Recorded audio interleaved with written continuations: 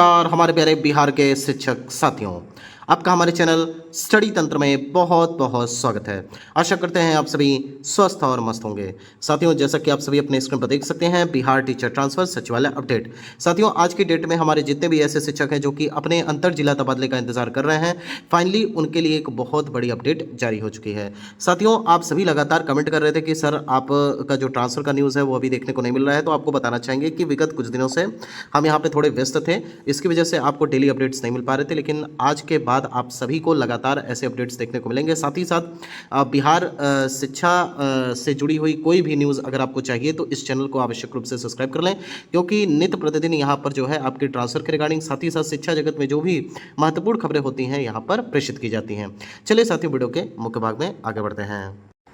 साथियों, सर्वप्रथम हम यहाँ पर बात करेंगे कि आखिर आपके ट्रांसफ़र को लेकर के शिक्षा विभाग क्या कर रहा है। देखिए, बहुत सारी चीज़ें हैं जो कि आपको बतानी है, क्योंकि विगत लगभग 6 से 7 दिन से हम यहाँ पे थोड़े से व्यस्त थे और बहुत सारी ऐसी अपडेट्स थी जो आपको हम नहीं दे पाए। आप सभी को पता होगा कि इसके पहले जब हमने आपको एक वीडियो के माध्यम से जानकारी प्रदान की थी कि अब जो है फाइनली काउंटडाउन स्टार्ट हो चुका है, यानी कि जितने भी हमारे शिक्षक हैं जो कि लगातार कमेंट करते रहते हैं, चाहे प्रीवियस वीडियो के माध्यम से हो या फिर लगातार मेल्स भी आते रहते हैं, और बहुत सारे मेल का हम यहाँ पे आंसर भी कर पाते हैं, कई सारे ईमेल्स का हम आंसर नहीं भी कर पाते हैं, क्योंकि आपके इतने सारे कमेंट और साथ ही साथ ईमेल आने का एक ही मतलब है कि आप सभी लोग हमारे चैनल के ऊपर भरोसा करते हैं। और विश्वास करिए, ये चैनल आपका चैनल है और ये चैनल हमेशा आपको जेन्युइन और ऑथेंटिक इन्फॉर्मेशन ही देता रहा है और आगे भी देता रहेगा। साथियों, आप सभी के भरोसे के लिए बहुत बहुत धन्यवाद। लेकिन आप सभी को सर्वप्रथम हम यह जानकारी प्रदान करेंगे कि ट्रांसफर को लेकर के यहाँ पे सरकार के स्तर पर क्या चीज़ें हो रही हैं, साथ ही साथ शिक्षा विभाग इस पर क्या कार्य कर रहा है। देखिए, प्रीवियस वीडियो के माध्यम से आप सभी को जानकारी दी गई थी कि फाइनली जो आपका ड्राफ्टिंग की प्रक्रिया है वो चल रही है, और ड्राफ्टिंग कब होती है इसके संदर्भ में आपको बता दिया गया था कि जब सारे कार्य यहाँ पे पूर्ण हो जाते हैं, जो भी बैठक इत्यादि होती है वो संपूर्ण हो जाती है, और उसके बाद जो एक मंतव्य है वो बन जाता है, तो सारी चीज़ें यहाँ पे मतलब एक ड्राफ्ट के रूप में सामने लाई जाती हैं और उसके बाद उसे कैबिनेट को भेजा जाता है। लेकिन बात करते हैं कि जब से यहाँ पे नए शिक्षा मंत्री जी आए हैं तब से लेकर के बात करें तो यहाँ पे आपके 2 बार मतलब 2 टाइम्स यहाँ पर आप सभी की कैबिनेट मीटिंग हो चुकी है, और ऐसा ये बताया जा रहा था कि जो 20 तारीख यानी कि कल की डेट में जो यहाँ पे कैबिनेट मीटिंग हुई है उसमें भी यहाँ पे ये जो नई नियमावली है वो पास हो सकती थी, लेकिन यहाँ पे एक्सपेक्टेड था और ये सारी चीज़ें हो जानी चाहिए थी, लेकिन फिर भी यहाँ पे कह सकते हैं एक तरीके से सुखद खबर नहीं मिली और नियमावली को लेकर के कोई एक पुख्ता जानकारी भी प्राप्त नहीं हो पाई। तो इसके संदर्भ में हम आपको बता देते हैं कि कल की डेट में पूरी तरीके से यहाँ पे जो जानकारी हमें मिली थी कि 20 तारीख में यहाँ पे आपकी जो ट्रांसफ़र नियमावली है उसको हरी झंडी मिल जाएगी। लेकिन आपको बता देते हैं कि ये जो टोटली एक काम होता है, मतलब जैसे जब कोई कैबिनेट मीटिंग होती है तो कैबिनेट मीटिंग में क्या होता है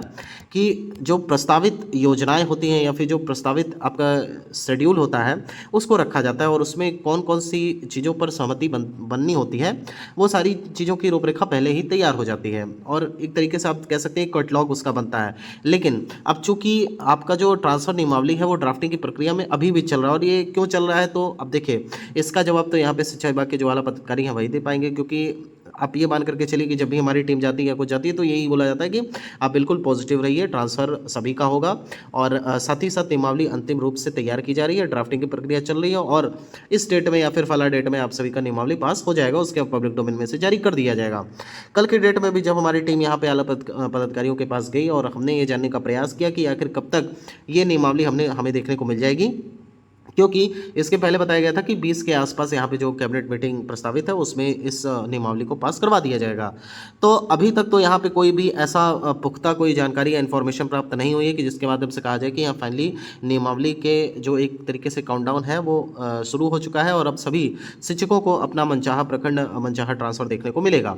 देखिए, अब यहाँ पे बता देते हैं कि ड्राफ्टिंग को लेकर के सारी चीज़ें अभी भी फंसी हुई हैं। बेसिकली यहाँ पे शिक्षा विभाग को चाहिए कि थोड़ी सी तत्परता दिखाए, क्योंकि अब कोई ऐसी चीज़ नहीं है, आप विश्वास करिए। हो सकता है न्यूज़ में ये आ जाए कि फिर दोबारा से नियमावली बन रही है, कुछ न्यूज़ में कुछ भी छापते रहते हैं, लेकिन आपको बता देते हैं कि आज की डेट में भी हम आपको बता देते हैं स्पष्ट रूप से शिक्षा मंत्री जी ने वीसी की थी, और वीसी के माध्यम से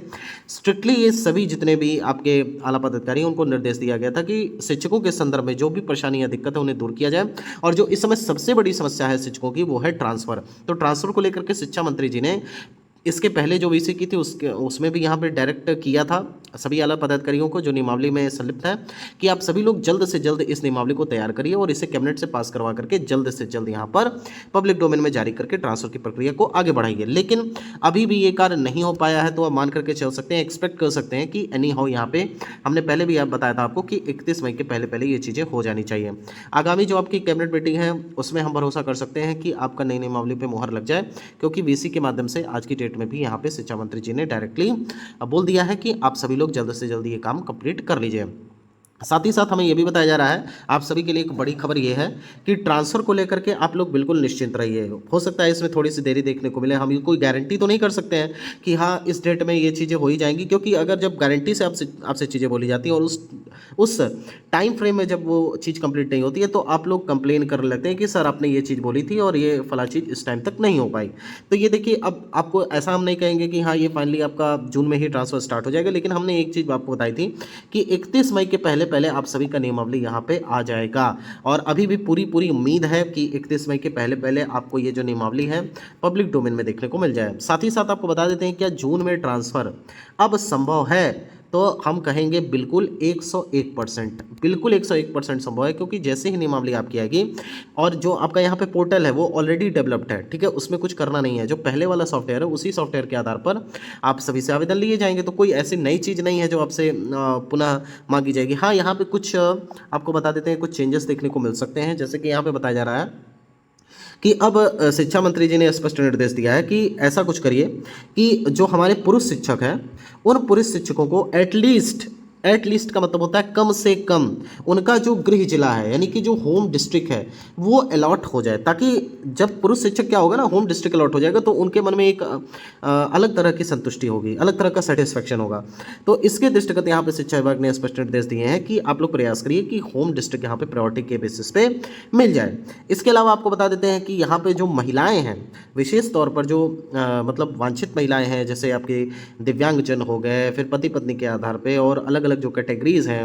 उनको भी प्राथमिकता के आधार पर उनका जो होम ब्लॉक है वो आवंटित किया जाए। साथ ही साथ सभी कैटेगरीज की महिलाओं को भी इसमें रखा गया है। तो कहीं ना कहीं एक बड़ा चेंज है और इससे बहुत सारे शिक्षकों को फायदा डायरेक्टली मिलने वाला है और एक बहुत ही सराहनीय कदम है।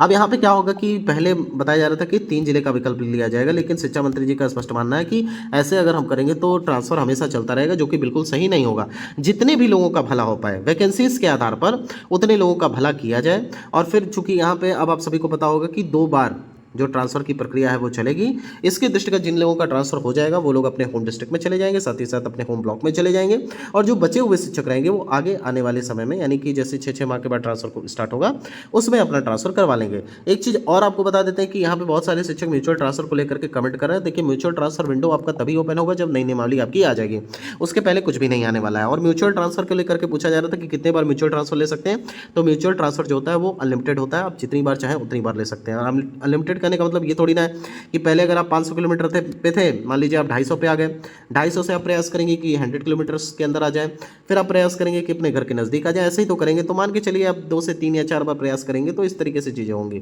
लेकिन ये बात जरूर है कि आपको ट्रांसफ़र का लाभ बिल्कुल देखने को मिलने वाला है। मान करके चलिए कि जून में आपको बिल्कुल आवेदन देने का मौका मिलेगा। ज़्यादा से ज़्यादा शिक्षकों को इससे लाभ प्राप्त होगा, साथ ही साथ TRE 3 के शिक्षक भी इसमें शामिल होंगे, और जिन्होंने किसी भी प्रकार का ऐच्छिक या म्यूचुअल ट्रांसफ़र ले लिया है वो भी इस नई नियमावली के अंतर्गत अपना आवेदन दे सकेंगे। अब यहाँ पर बात कर लेते हैं सेम जिला ट्रांसफ़र को लेकर के। सेम जिला के